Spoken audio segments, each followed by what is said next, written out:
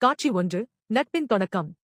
ஒரே பள்ளியில் ஒரே பெஞ்சில் உட்கார்ந்து படிக்கும் சித்தார்த்தும் விக்ரமும். சித்தார்த் எப்போதும் சிரித்துக்கொண்டே இருப்பான், விக்ரம் அமைதியாக இருப்பான். ஆனால் இருவருக்கும் இதயத் துடிப்பு ஒன்றாகவே இருக்கும்.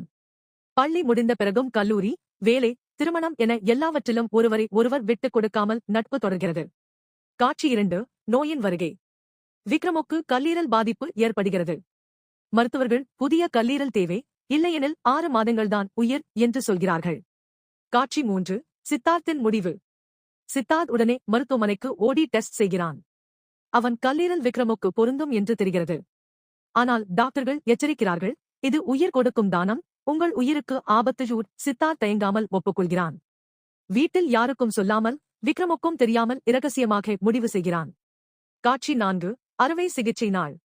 சித்தார்த் அறுவை அறைக்குள் செல்லும்போது ஒரு சிறிய கடிதத்தை நர்சிடம் கொடுத்து, விக்ரம் கண் விழித்த பிறகு இதை கொடுங்கள் என்று சொல்கிறான். காட்சி 5. அறுவையின் சிகிச்சையின் முடிவு. அறுவை சிகிச்சை நடக்கிறது. விக்ரமுக்கு புதிய கல்லீரல் பொருந்துகிறது.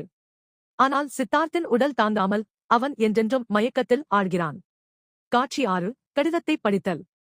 விக்ரம் கண் விழிக்கிறான். பக்கத்தில் யாருமில்லை. நர்ஸ் அமைதியாக கடிதத்தை கொடுக்கிறாள். விக்ரம் கடிதத்தை படிக்கிறான். கடிதத்தில் சித்தார்த் எழுதியிருப்பது, பழைய ரயில் திராக் நினைவு, இப்போது மீண்டும் காப்பாற்றியது, வாழ்ந்து நன்றாக இரு, என்னை மறக்காதே, நான் உன் உள்ளே வாழ்கிறேன் என்று. காட்சி 7.